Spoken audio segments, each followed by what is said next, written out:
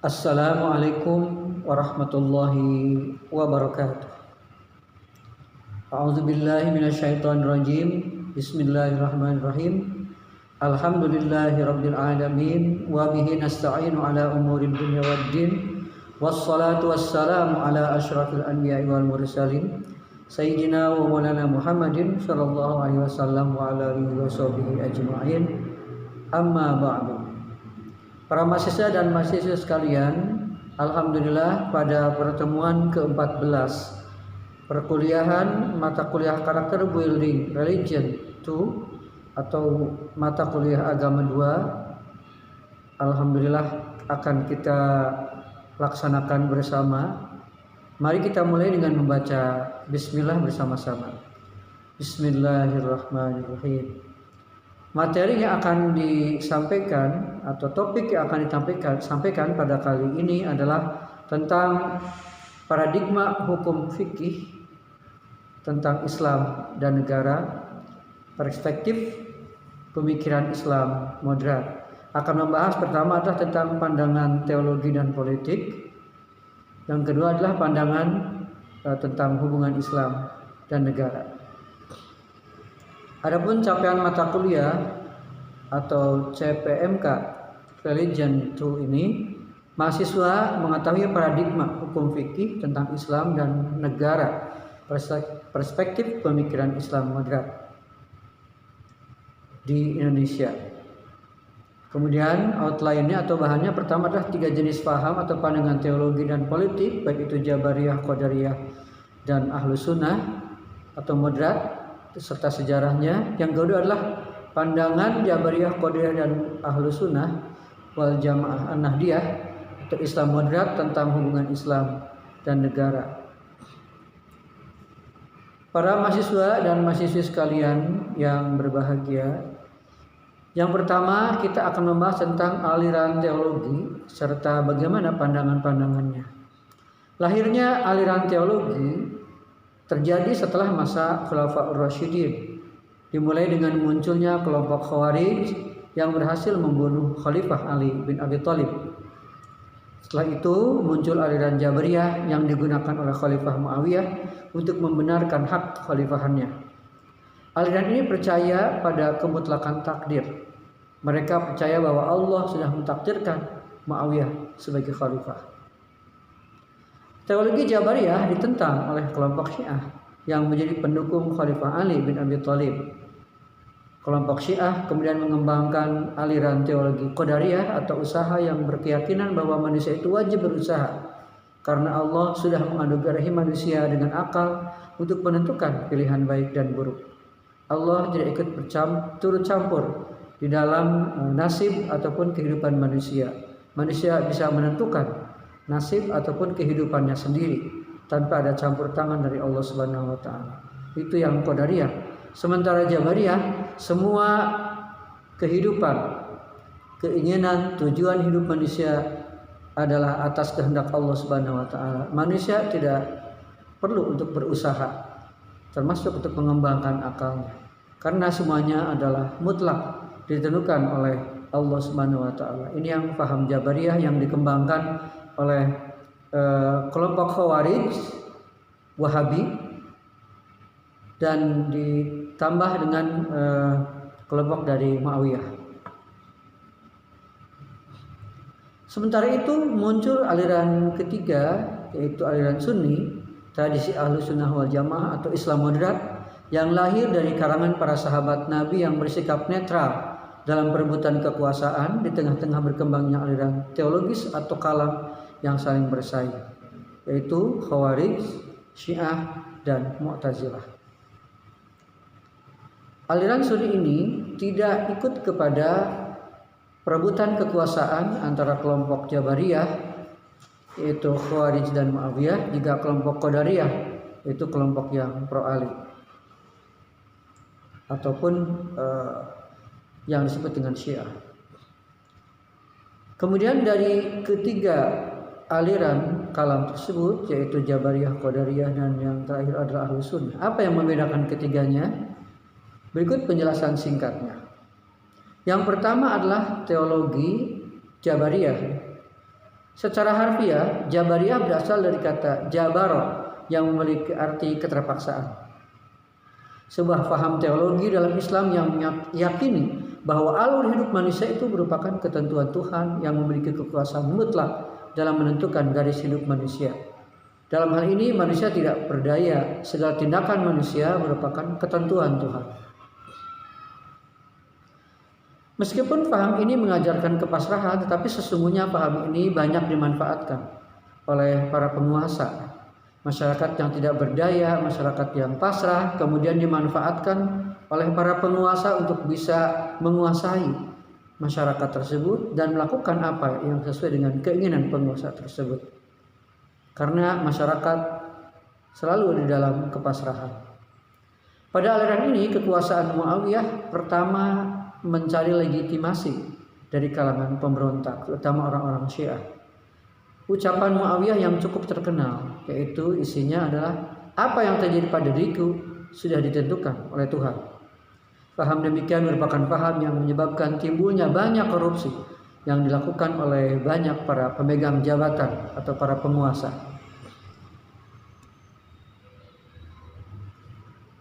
Yang kedua adalah aliran teologi Qadariyah. Qadariyah berasal dari kata qadaro yang memiliki arti kehendak. Sebuah paham teologi yang mengatakan bahwa apa yang terjadi pada diri manusia itu merupakan kehendak pribadi manusia itu sendiri.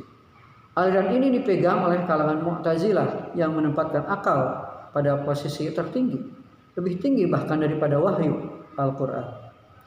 Menurut paham ini, perbuatan manusia sepenuhnya merupakan tanggung jawab manusia itu sendiri. Pada paham ini, dalam politik mengajukan sebuah kontrol terhadap jalannya sebuah kepemimpinan melalui kontrak sosial. Bahkan paham ini meyakini bahwa Tuhan tidak bertanggung jawab sama sekali terhadap perbuatan manusia karena Tuhan sepenuhnya telah memberikan akal pada manusia. Paham ini dipegang oleh aliran-aliran rasional Mu'tazilah. Yang ketiga adalah Ahlus Sunnah ataupun Sunni. Aliran Ahlus Sunnah atau Sunni atau Ahlus Sunnah wal Jamaah, kalau di Indonesia dengan Ahlus Sunnah wal Jamaah An-Nahdiyah ini, berkeyakinan bahwa apa kehendak manusia dan Tuhan terdapat pada porsinya masing-masing. Aliran yang disebutkan oleh Abu Hasan Al-Asy'ari, seorang murid dari Wasil bin Atha, seorang ulama di kalangan Mu'tazilah.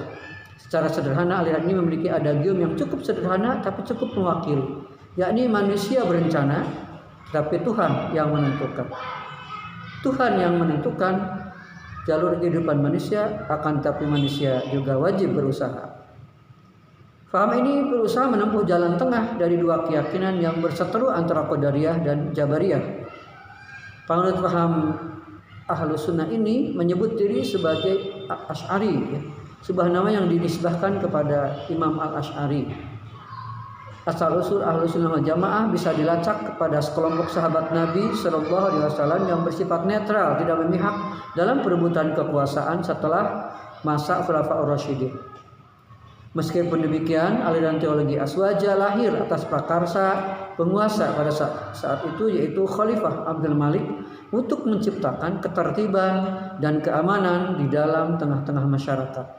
Karena ketertiban dan keamanan dalam masyarakat itu sangat penting, modal utama untuk menjaga ketertiban dalam menjalankan salah satunya adalah tugas-tugas agama ataupun beribadah. Tidak mungkin akan bisa beribadah dengan baik, menjalankan ajaran Islam dengan baik apabila suasana ketertiban dan keamanan dalam masyarakat terganggu. Aliran Jabariyah itu kemunculannya adalah pendukung Khalifah Muawiyah bin Abu Sufyan, sedangkan aliran Qadariyah kemunculannya adalah pengikut Syiah yang menentang pemerintahan Muawiyah bin Abu Sufyan. Sementara aliran Sunni ataupun Ahlus Sunnah wal Jamaah kemunculannya adalah sahabat-sahabat yang netral, tidak memihak dalam perbuatan kekuasaan setelah masa Khulafaur Rasyidun, dimunculkan sebagai aliran teologi oleh Khalifah Abdul Malik bin Marwan. Para mahasiswa dan mahasiswa sekalian, sekarang kita akan beranjak kepada pembahasan tentang aliran politik serta pandangannya. Ada dua pandangan. Pertama adalah kita akan membahas pandangan politik Sunni atau pandangan politik Ahlus Sunnah wal Jamaah. Menurut kaidah fikih, sesuatu yang menjadi prasyarat bagi sesuatu yang lain, maka hal itu hukumnya menjadi wajib. Jadi Ahlussunnah wal Jamaah menekankan ataupun bersandar tentang pandangan politiknya adalah kepada kaidah fikih atau dari perspektif fikih. Nah, di dalam perspektif fikih disebutkan bahwa ma la yatimul wujubu illa bihi fahuwa wajib. Tidak akan sempurna sesuatu apabila tidak ada syarat tersebut dilaksanakan. Maka itu syarat tersebut hukumnya menjadi wajib. Oleh karena itu, Aswaja menganggap penting negara yaitu berfungsi sebagai sarana untuk menjaga ketertiban di dalam masyarakat. Jadi negara itu adalah merupakan alat ataupun media untuk menjaga ketertiban dan keamanan di dalam kehidupan bermasyarakat, berbangsa serta bernegara. Aswaja ataupun Sunni mendukung siapa saja yang berhasil menjaga ketertiban masyarakat. Siapapun pimpinannya dari kelompok manapun, asal dia bisa menciptakan ketertiban dan keamanan di masyarakat, maka akan didukung. Karena Aswaja tidak memihak atau ikut memilih salah satu dari aliran teologi yang ada pada waktu itu. Dalam hal ini Aswaja mendukung Khalifah Abdul Malik bin Marwan yang berhasil menjaga ketertiban serta keamanan masyarakat, bangsa dan negara. Dukungan itu berkaitan dengan pentingnya negara sebagai alat untuk mensejahterakan masyarakat.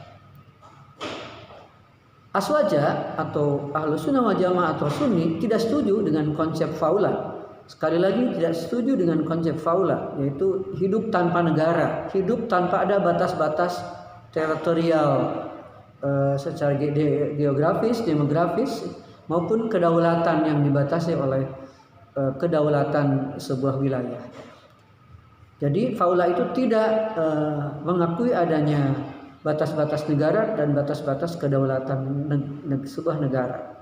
Jadi hidup tanpa negara. Tapi Aswaja tidak setuju kepada adanya faula hidup tanpa negara itu. Meskipun demikian, Aswaja tidak menjadi negara sebagai bagian dari rukun iman maupun rukun Islam. Tidak menganggap bahwa negara itu hukumnya adalah wajib ain. Kalau tidak bernegara, maka akan dihukumi berdosa dan masuk neraka. Tidak seperti itu. Tidak seperti doktrin yang ada dalam rukun iman maupun rukun Islam. Karena negara mendirikan negara bukan perintah agama yang wajib untuk setiap orang.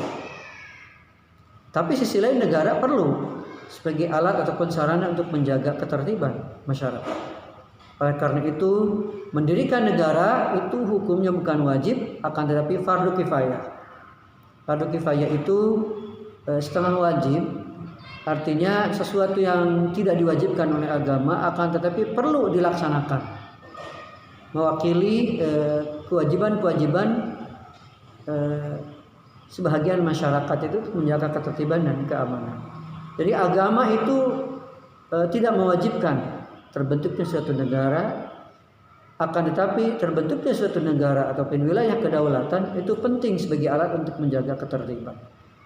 Dengan begitu, sahnya kegiatan ibadah apabila agama itu memang bukan sebuah kewajiban seperti rukun iman dan rukun Islam wajib ada, maka sahnya kegiatan ibadah itu tidak ditentukan oleh khalifah ataupun pimpinan, karena negara bukan merupakan sebuah kewajiban agama.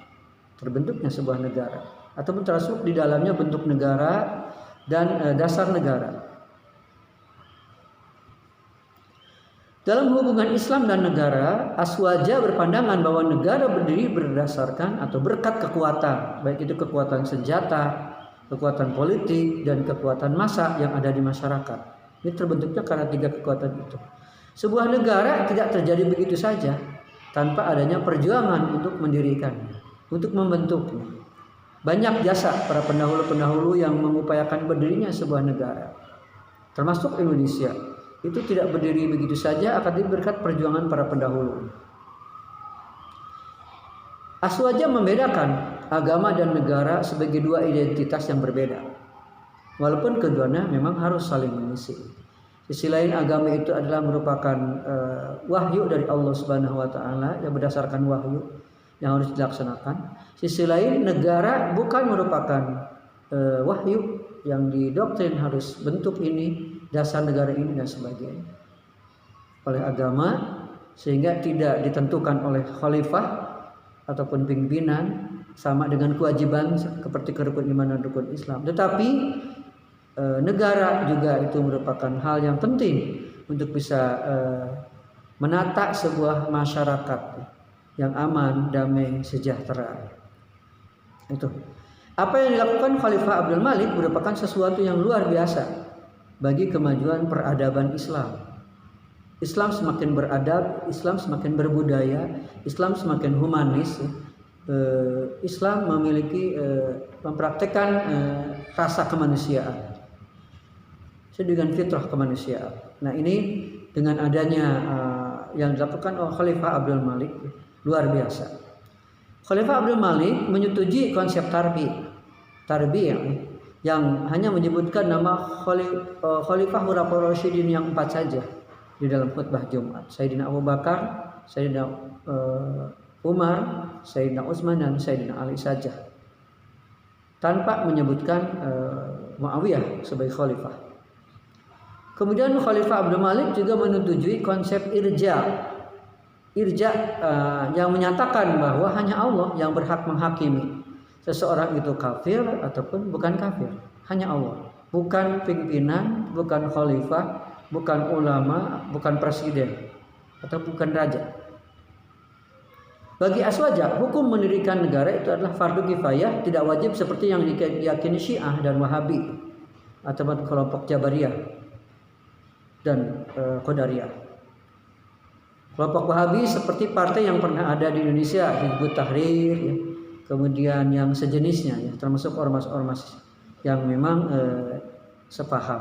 Ini bersumber dari buku karangan Nurholis Majid tahun 1989 halaman 66 sampai 70. Yang kedua adalah pandangan politik kelompok Wahabi. Di sini partai Hizbut Tahrir pada waktu masih ada, kemudian Ikhwanul Muslimin dan ormas-ormas serta partai-partai yang sejenisnya atau satu rumpun, dan ditambah dengan Syiah yang bersifat ideologis dalam memahami Islam. Jadi kelompok Wahabi dan Syiah ini lebih bersifat ideologis dalam memahami Islam. Mereka itu ingin mendirikan negara Islam secara formal, karena mereka berkeyakinan bahwa negara itu merupakan sebuah kewajiban secara ideologis. Partai Hizbut Tahrir mensyaratkan berdirinya kehilafahan atau negara khilafah sebagai syariat atau sebagai syarat untuk mendirikan Jumat. Begitu juga dengan Syiah yang meyakini bahwa hanya Imam Syiah saja yang berhak menyelenggarakan sholat Jumat.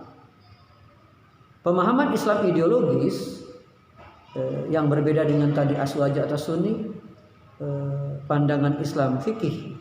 Kalau pandangan Islam Wahabi dan Syiah ini ideologis. Itu nampak juga pada kelompok Ikhwanul Muslimin di negara Mesir. Presiden Morsi di negara Mesir tidak melarang pendukungnya melawan militer, sehingga terjadilah pecah perang saudara di Mesir. Akibatnya terjadi kekacauan yang mengganggu ketertiban dan keamanan di dalam melaksanakan agama atau dalam beragama. Nah, Aswaja sebagaimana yang diyakini almarhum Kiai Haji Abdurrahman Wahid atau Gus Dur memahami Islam yang tidak ideologis tapi fikih, karena menggunakan pendekatan fikih yang menjadi keyakinan dari Sunni atau Aswaja. Buktinya beliau almarhum Gus Dur dengan legawa lengser dari jabatan presiden untuk menghindari kekacauan dan pertumpahan darah di masyarakat, di bangsa dan negara. Beliau almarhum tidak memaksakan diri untuk menjadi presiden karena jabatan tidak ada kaitannya dengan rukun iman dan rukun Islam yang wajib dimiliki, dipertahankan habis-habisan. Dalam pandangan almarhum Gus Dur, tidak satu pun jabatan di dunia ini yang layak dipertahankan mati-matian.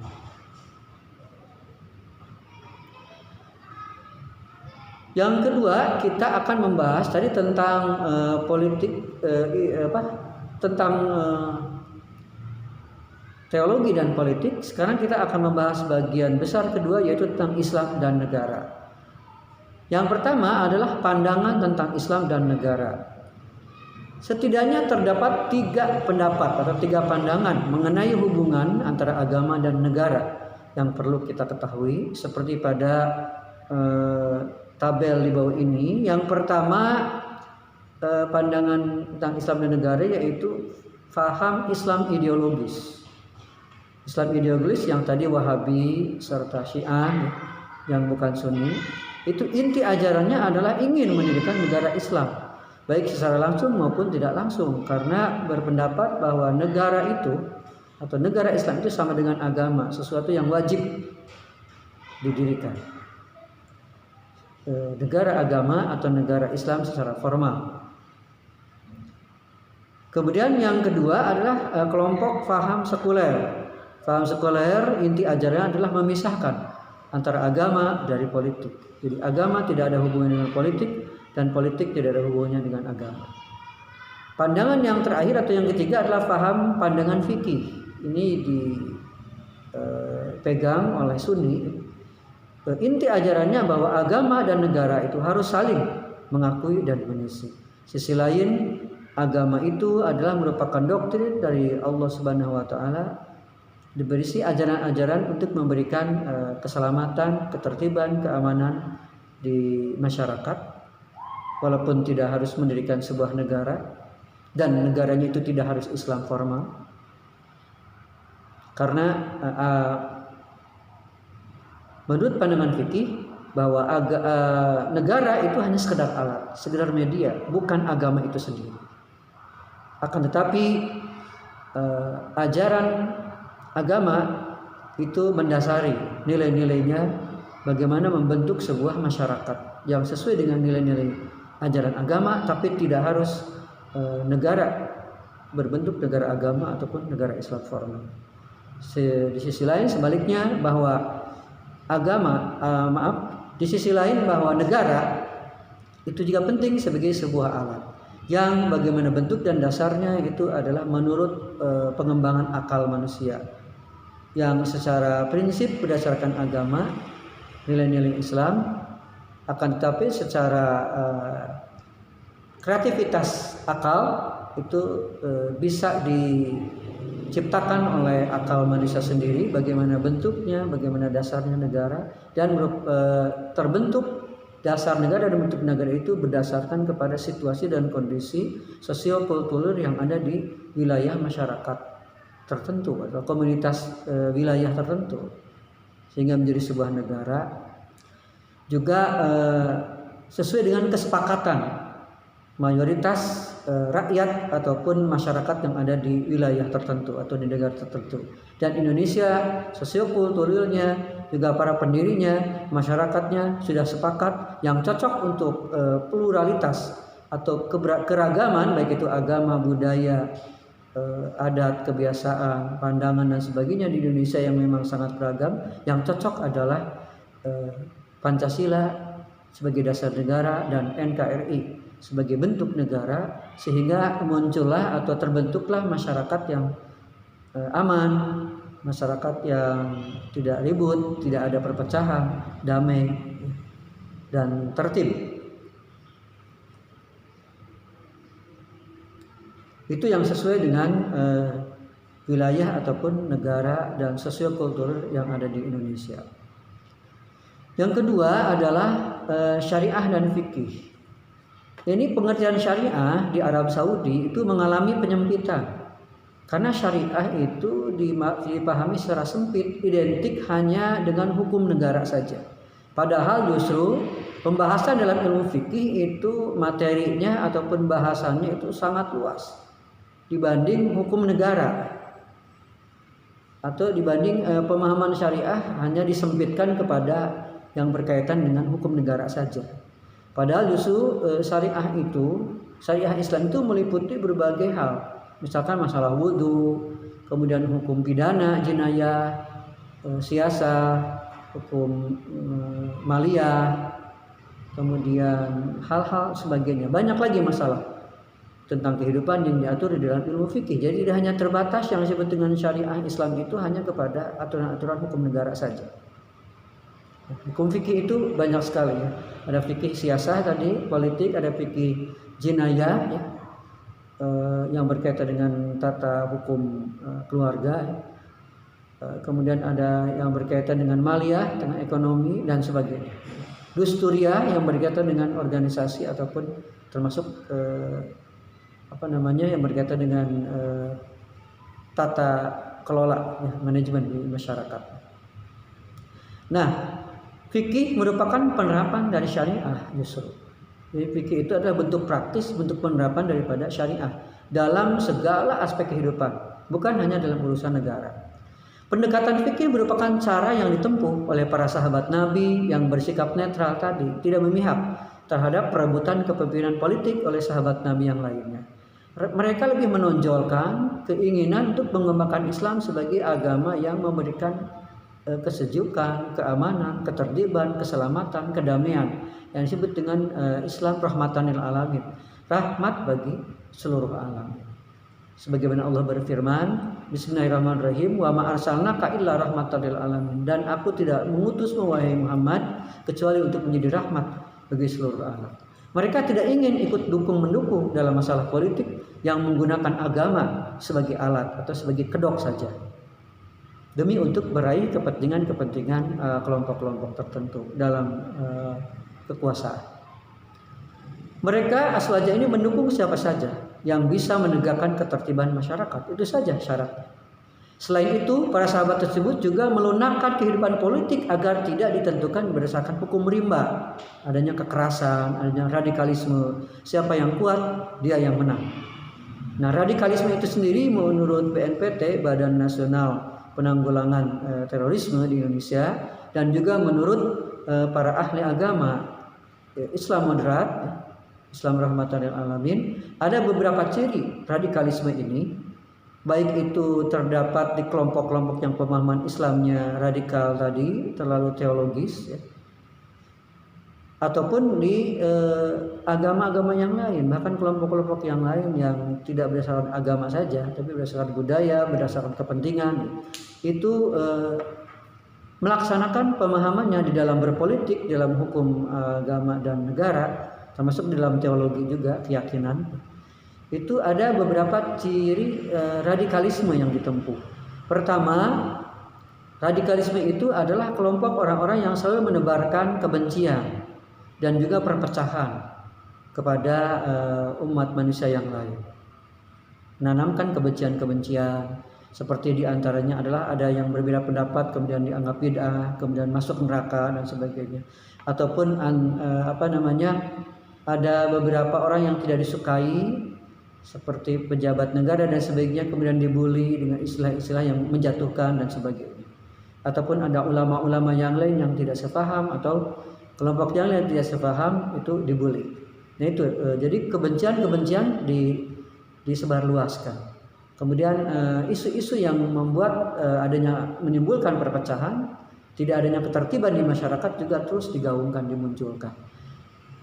Apakah itu lewat dakwah, baik itu digital maupun langsung, bahkan melalui media-media yang lain, ataupun melalui hoax yang disebarkan lewat media sosial dan sebagainya.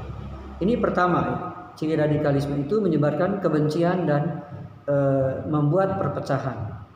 Kemudian radikalisme yang kedua,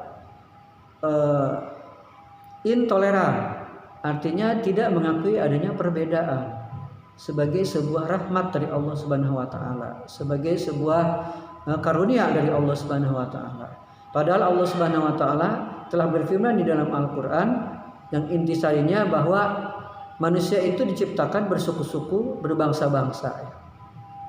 Bismillahirrahmanirrahim. Ya ayyuhan nasu inna khalaqnakum min dzakarin wa unsa wa ja'alnakum syu'uban wa qabaila lita'arafu, untuk saling bertemu, saling bersilaturahmi, saling berkoordinasi, saling membantu, saling membuat persaudaraan, persatuan, saling menyayangi dan sebagainya. Ukhuwah Islamiyah, persaudaraan sesama Islam. Ukhuwah wataniyah, persaudaraan sesama satu bangsa Indonesia. Dan ukhuwah insaniyah sebagai sama-sama makhluk Allah Subhanahu wa taala, manusia. Sehingga selalu dicari titik temu ataupun benang merah supaya persamaan itu menjadi suatu pengikat untuk menjalin tali persaudaraan. Tidak ada permusuhan. Jadi itu yang kedua, radikalisme itu adalah intoleran, tidak menghargai atau menghormati kepada yang berbeda, baik dari sisi agama, keyakinan, adat, budaya, pendapat, kepentingan politik dan sebagainya. Itu radikalisme yang kedua. Kemudian ciri radikalisme yang ketiga adalah selalu membenci dan melawan kepada pemerintah, bahkan ingin mengkudeta, ingin mengambil alih kekuasaan, kemudian merubah dasar negara serta bentuk negara sesuai dengan ideologi yang bukan Pancasila, ideologi yang lainnya. Kemudian itu yang ciri utamanya dari radikalisme. Dan yang ciri yang berikutnya, yang keempat, itu adalah selalu melaksanakan tindak kekerasan dalam menyelesaikan suatu permasalahan. Apakah itu kekerasan secara fisik, kemudian kekerasan secara kata-kata, juga kekerasan secara sikap, sehingga menghalalkan segala cara, sehingga membuat kerusuhan-kerusuhan ataupun ketidaknyamanan, ketidaktertiban di dalam masyarakat dengan menggunakan alat-alat seperti isu-isu agama, isu-isu budaya, isu-isu suku, bangsa dan sebagainya, menjadikan alat untuk perpecahan ataupun kekerasan. Nah, itu radikalisme. Apabila ada ciri-ciri yang demikian, apapun agamanya, apakah itu Islam maupun non-Muslim, maka itu harus kita jauhi dan kita melakukan hal-hal yang sebaliknya. Yang pertama adalah kita ciptakan selalu toleransi yang baik, ukhuwah Islamiyah, ukhuwah Insaniyah, dan ukhuwah Watoniyah. Bahkan ada ukhuwah Zuriyah dan ukhuwah Ijtimaiyah. Selalu kasih dan sayang yang diterapkan, saling menghargai, menghormati, juga taat kepada pemerintah, kritis akan tetapi bukan berarti melawan ataupun membenci. Apabila ada hal-hal yang baik, didukung pembangunan, program-program pembangunan, kebijakan-kebijakan pemerintah. Apabila ada hal-hal yang memang itu kurang memberikan rasa keadilan kepada masyarakat, maka bisa ditempuh melalui aspirasi yang memang disampaikan secara baik. Kemudian saling menghargai dan menghormati perbedaan dan selalu mencari persamaan-persamaan. Itu banyak sekali ya. Kemudian diciptakan kelembutan-kelembutan, menyelesaikan suatu masalah tidak harus dengan kekerasan, tapi dengan cara baik-baik ya. Kalau dakwahnya itu adalah bil mau'izah hasanah, yaitu dengan cara sebagaimana dicontohkan Rasul, dengan cara sikap dan tata cara metode yang baik. Mau'izah hasanah. Wajadilhum billati hiya ahsan, dan dengan cara-cara berdiskusi, akan tetapi dengan cara diskusi ataupun bermusyawarah dengan cara-cara yang baik, tidak saling menghujat sampai kepada caci mencaci ataupun saling menyalahkan ataupun sampai kepada kekerasan fisik. Itu selalu dihindari. Nah, inilah ketertiban insya Allah akan terjadi di masyarakat. Kebetulan di Indonesia sendiri itu sesuai dengan piagam Madinah yang diterapkan oleh Rasulullah dalam mengelola masyarakat, artinya mengakui pluralisme, mengakui multikultural ya, perbedaan-perbedaan yang ada di masyarakat, sehingga membuat prinsip-prinsip umum, prinsip-prinsipnya berangkat dari Islam secara umum, sehingga bisa dipakai atau digunakan untuk orang yang non-Muslim dalam mengelola suatu negara atau suatu masyarakat. Negara Madinah yang didirikan oleh Rasulullah SAW bukan negara Islam, itu mengelola negara secara bersama-sama, berbagai elemen yang berbeda menjadi satu, sama-sama satu bangsa, sama-sama satu negara yang sama, itu negara Madinah, dengan piagam Madinah yang hampir mirip dengan Pancasila yang ada di Indonesia. Kalau untuk melaksanakan syariat Islam secara khusus itu dilaksanakan oleh umat Islam tentunya. Jadi tidak melaksanakan syariat Islam untuk dilaksanakan oleh non-Muslim. Karena masing-masing negara agama yang lain memiliki syariatnya masing-masing. Akan tetapi membangun kebersamaan dengan prinsip-prinsip yang Islam tadi. Ada tawazun, ada tafahum, ta'adul, prinsip-prinsipnya. Kemudian ada prinsip-prinsip kebersamaan, prinsip-prinsip kesamaan dan sebagainya. Itu di dalam Piagam Madinah bisa kita baca dan kita lihat, pelajari dan pahami lalu diamalkan. Menurut pendekatan fikih para mahasiswa, bentuk negara itu dibicarakan oleh berbagai bagian di dalam kelompok masyarakat. Oleh berbagai bagian dalam kelompok masyarakat. Jadi di Indonesia yang plural ini, kelompok-kelompok masyarakat yang muslim dengan non-muslim, kelompok masyarakat yang berbeda-beda dalam suku bangsa, budaya dan sebagainya, ataupun adat, ataupun kelompok-kelompok masyarakat berdasarkan kategori-kategori yang lain, itu sama-sama duduk bersama membicarakan dan menentukan, menyepakati bentuk negara serta dasar negara. Bentuk negara dan dasar negara tidak diputuskan sendiri oleh muslim, walaupun muslim menjadi kelompok terbesar ataupun mayoritas, khususnya di Indonesia ya. Apabila Islam bersifat ideologis, maka pasti tentunya akan ada kewajiban dalam agama untuk mendirikan negara Islam formal. Namun tidak ada rukun Islam dan rukun iman yang menyuruh muslim mendirikan sebuah negara untuk menerapkan Islam secara formal. Akan tetapi terapkan Islam secara esensial. Kalau untuk keseluruhan anak bangsa, kecuali untuk Islam sendiri. Kemudian cara pandang atau paradigma fikih merupakan pandangan yang melihat kehidupan itu berdasarkan prinsip-prinsip umum, seperti adanya prinsip toleransi, prinsip persamaan, keadilan, dan demokrasi ataupun syura, musyawarah. Pemikiran paradigma fikih itu mendasarkan pada prinsip-prinsip sebagai berikut. Ada 3 prinsip utama dasar prinsip pemikiran paradigma fikih ini. Yang pertama, dalam paradigma fikih itu selalu berupaya mencari keseimbangan antara dalil-dalil teks dari pemahaman Al-Quran dan hadis sebagai dalil nakli dengan dalil-dalil yang bersifat akal. Melihat fenomena yang nyata di Indonesia sosiokulturalnya, kenyataannya seperti ini. Maka solusinya adalah menggabungkan antara prinsip-prinsip dalil-dalil dalam Al-Quran dan hadis dengan menerapkan kenyataan yang ada, menghargai kenyataan yang ada di dalam sosiokultur yang terjadi di wilayah Indonesia itu sendiri. Itu dengan menggunakan akal rasio yang positif. Jadi selalu mencari keseimbangan tadi antara wahyu dan akal, antara dalil-dalil teks Al-Quran dan hadis sebagai dalil nakli dengan dalil-dalil yang tekstual dan kondisi yang ada di masyarakat secara akal atau dalil akli. Jadi keseimbangan dalil nakli dan akli. Yang kedua, paradigma fikih itu mencari keseimbangan antara pengetahuan yang berasal dari akal dengan pengetahuan yang berasal lahir dari hati. Oleh karena itu, paradigma fikih itu membolehkan sufi yang membersihkan hati ataupun yang mengelola, memanajemen hati, akhlak-akhlak yang ada, sifat-sifat karakter-karakter yang ada dalam hati, itu sufi dalam batas-batas syariah.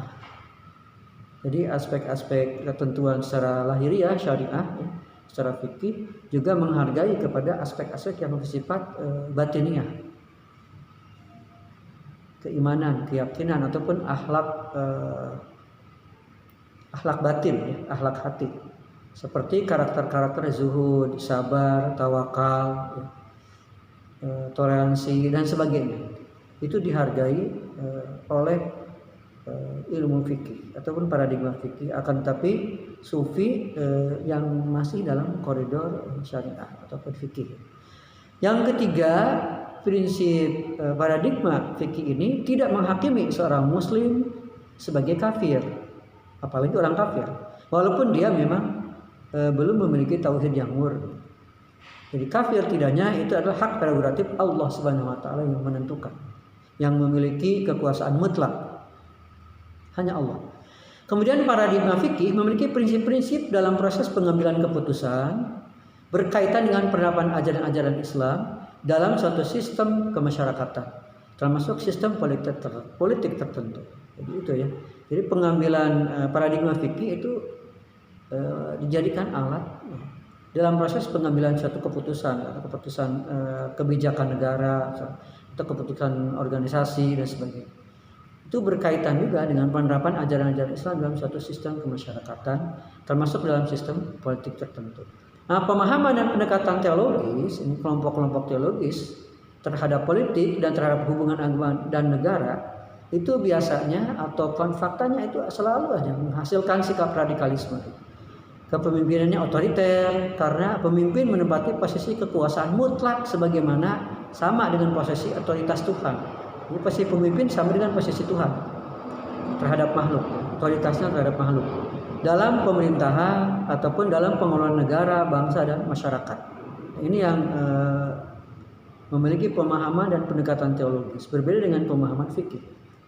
Keputusan dalam kelompok pemahaman pendekatan teologis terhadap hubungan bangsa, negara dan agama itu keputusannya bersifat mutlak tanpa adanya kompromi dan musyawarah mufakat ataupun dengan kata lain demokrasi. Syura. Rakyat tidak diberi ruang untuk dialog, menyampaikan aspirasi dan kesempatan untuk berpartisipasi dalam pengambilan keputusan dan tindakan melaksanakan hasil keputusan di dalam melaksanakan pembangunan.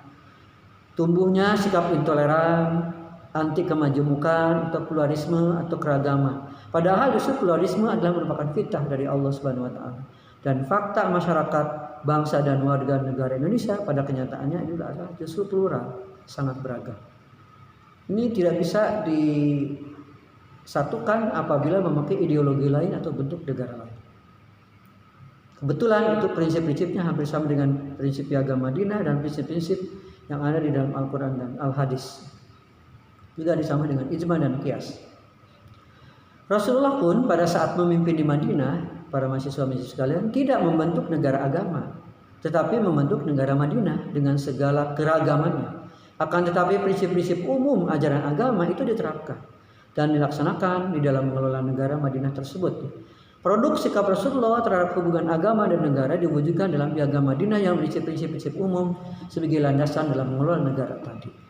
Nanti silakan Bapak sudah di dalam modul sudah menyematkan atau menyimpan tentang prinsip-prinsip Piagam Madinah ini di dalam membahas tentang politik atau hubungan agama dan negara. Juga termasuk ada sejarah teologi Islam. Silakan nanti dibaca, dipahami ya. Kalau ada hal yang kurang paham bisa didiskusikan, ditanyakan. Nah, ini para mahasiswa dan mahasiswa sekalian,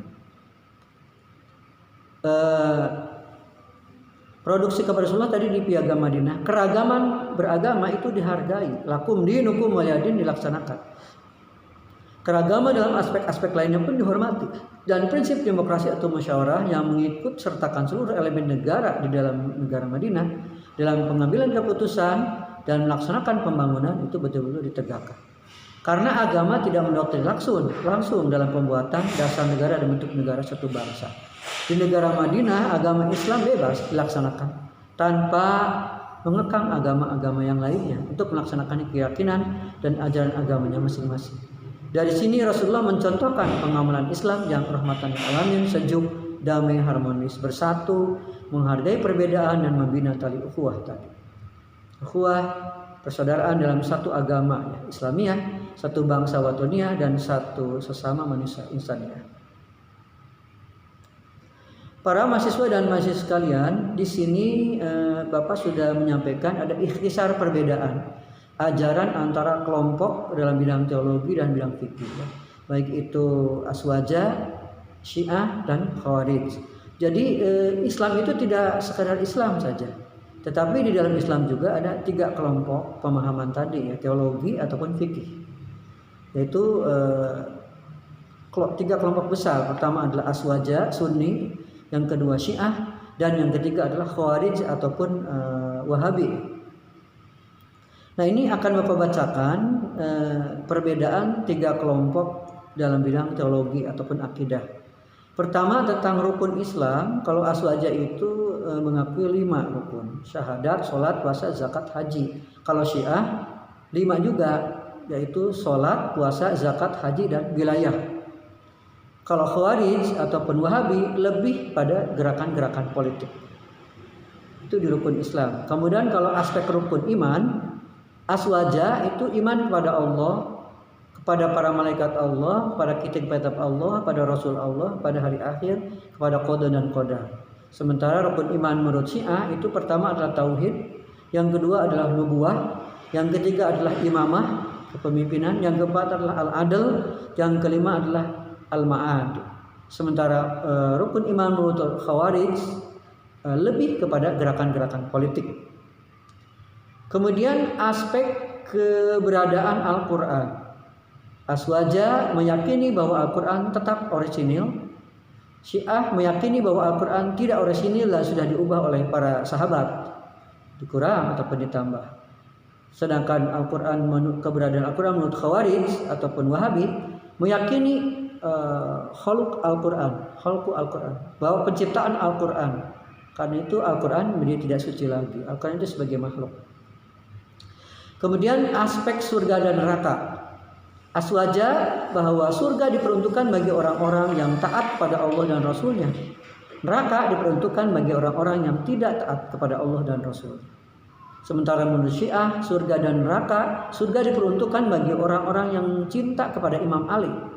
Neraka diperuntukkan bagi orang-orang yang memusuhi Imam Ali. Kalau menurut Khawarij ataupun Wahabi, setiap orang dari umat Nabi Muhammad yang telah melakukan dosa dikategorikan sebagai orang kafir dan ia akan kekal di dalam neraka. Sedangkan dari aspek rujukan hadis, menurut Aswaja rujukan hadisnya adalah Al-Kutubus Sittah yang 6, kitab-kitab hadis yang 6, kitab pokok yang 6. Pertama Sahih Bukhari, yang kedua Sahih Muslim, yang ketiga Sunan Abu Dawud, yang keempat Sunan Tirmizi, yang kelima Sunan Ibnu Majah, yang keenam adalah Sunan An-Nasa'i. Sementara rujukan hadis menurut Syiah, rujukan hadisnya adalah kitab Al-Kutub Al-Arba'ah, yaitu pertama Al-Kafi, dua Al-Istibsar, yang ketiganya adalah Mala Yahduruhu Al-Faqih, dan yang keempat adalah At-Tahzib. Sementara rujukan hadis menurut Khawarij ataupun Wahabi hanya mengambil hadis-hadis yang diriwayatkan oleh para pemimpin mereka saja, terbatas.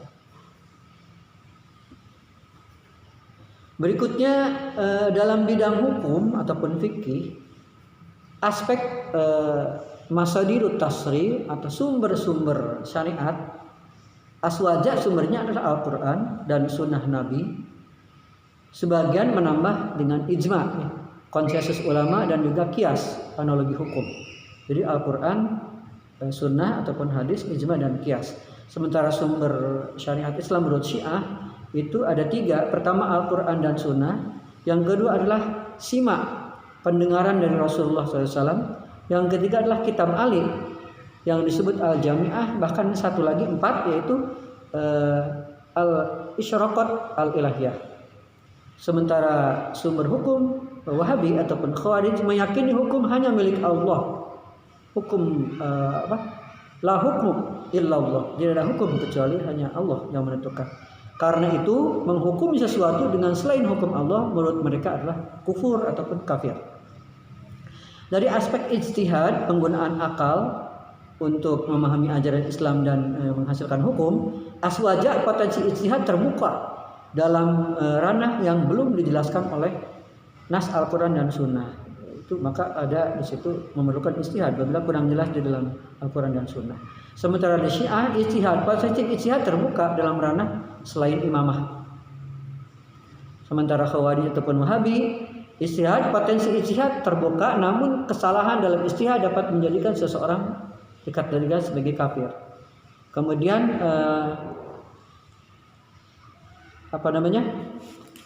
yang satu lagi Bapak lihat ini di dalam salah satu sumber ya, tentang perbedaan dari sisi ijtihad ini, akan Bapak lihat sebentar ya. Karena di PPTX ini kurang jelas. Dari aspek ijtihad ini, Khawarij itu hammasah dan hanya berpegang teguh pada zahir lafal atau teks-teks dalil secara zahir saja pemahamannya. Jadi tidak ada tafsir. Kemudian rujukan fikih, Kalau Aswaja mengambil fikih dari imam mazhab yang 4 atau salah satu dari yang 4, yaitu Imam Abu Hanifah, Imam Malik, Imam Syafi'i dan Ahmad bin Hanbal. Sementara Syiah mengambil fikih dari para imam Syiah saja. Adapun Wahabi ataupun Khawarij, terutama sekte Ibadiyah, memiliki ulama dan kitab-kitab fikih yang diambil dari para imam mereka saja. Selanjutnya yang ketiga adalah dalam bidang politik. Kalau dalam bidang politik yang berkaitan dengan Khulafaur Rasyidin, menurut Aswaja Khulafaur Rasyidin yang diakui sah adalah Sayyidina Abu Bakar, Sayyidina Umar, Sayyidina Utsman dan Sayyidina Ali. Sementara Syiah, Khulafaur Rasyidin itu adalah ketiga khalifah Abu Bakar, Umar, Utsman. Tidak diakui oleh Syiah kecuali oleh Syiah Zaidiyah. Jadi Abu Bakar, Umar, Utsman itu tidak diakui sebagai Khulafaur Rasyidin menurut Syiah, kecuali oleh Syiah Zaidiyah. Karena dianggap telah merampas kekhalifahan Ali bin Abi Thalib yang lebih berhak menjadi khalifah. Sementara menurut Khawarij atau Wahabi, Khulafaur Rasyidin itu Wahabi menyatakan keluar dari kepemimpinan Ali bin Abi Thalib yang sudah disahkan oleh ahlul hal wal aqdi dan telah dibaiat rakyat setelah terjadinya peristiwa tahkim ataupun arbitrase. Keluar dari arbitrase. Yang keduanya mengkafirkan Ali, Utsman, Muawiyah, orang-orang yang terlibat di dalam perang Jamal, dua pihak yang menyepakati perjanjian tahkim, serta orang-orang yang mendukung kedua pihak tersebut itu dianggap kafir. Kemudian dari aspek imamah kepemimpinan, Aswaja pemimpin ataupun imam tidak terbatas pada 12 imam, sehingga percaya kepada imam-imam itu tidak termasuk dalam rukun iman. Sedangkan Syiah kepemimpinan terbatas pada 12 imam tertentu dengan nama-namanya khusus dan percaya kepada 12 imam termasuk kepada rukun iman menurut Syiah. Sedangkan menurut Khawarij atau Wahabi, imamah memiliki pemimpin sendiri yang mereka pilih sendiri. Kemudian ismah, dari aspek ismah, Aswaja berprinsip bahwa khalifah atau imam tidak maksum. Artinya mereka dapat saja berbuat salah ataupun dosa ataupun lupa. Sedangkan menurut Syiah, para imam yang jumlahnya 12 mempunyai sifat maksum seperti Nabi. Artinya dijamin tidak pernah ada kesalahan. Kemudian menurut Khawarij ataupun Wahabi, isma ini pemimpin dapat berbuat salah, bahkan bisa dikategorikan kafir. Maka bila pemimpin itu kafir, rakyat juga kafir. Karena itu wajib keluar dari kepemimpinan imam yang mereka nilai telah dianggap kafir. Kemudian dilihat dari aspek cara pengangkatan pemimpin. Cara pengangkatan pemimpin menurut Aswaja, pemimpin atau imam diangkat melalui kesepakatan ahlul hal wal aqdi, atau orang yang mengangkat dirinya sendiri dalam kondisi darurat. Kemudian dia dibaiat oleh ahlul hal wal aqdi dan rakyat dalam negara tersebut. Sedangkan cara pengangkatan pemimpin menurut Syiah, pemimpin telah ditentukan oleh Allah. Nas ilahi, bukan pilihan rakyat.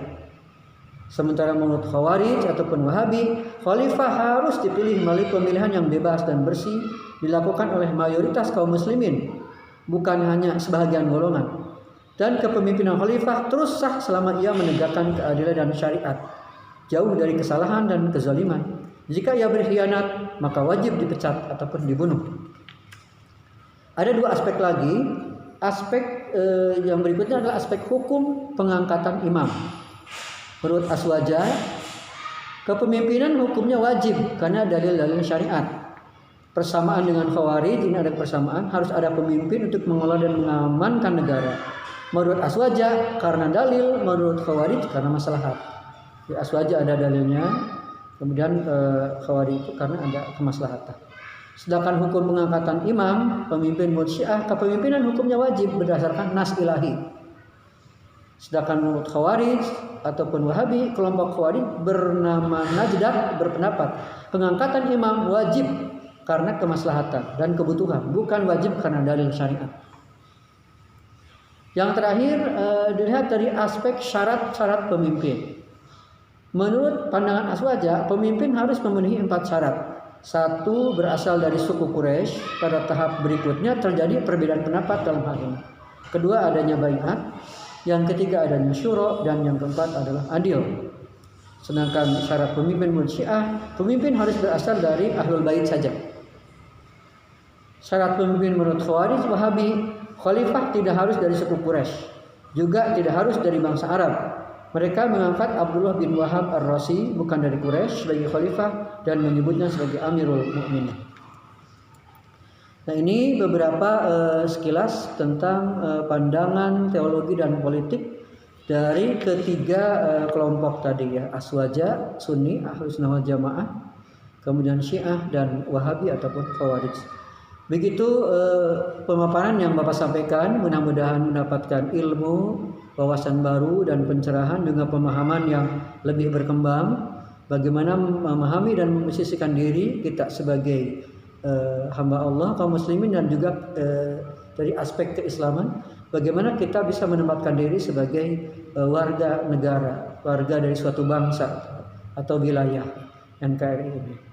Jadi itu dari aspek kebangsaan. Sekian saja, mohon maaf apabila hal-hal yang kurang berkenan dan terima kasih atas segala perhatian. Wallahul muwaffiq ila aqwamit thoriq. Wassalamualaikum warahmatullahi wabarakatuh. Kita tutup dengan membaca hamdalah alhamdulillahirabbil alamin.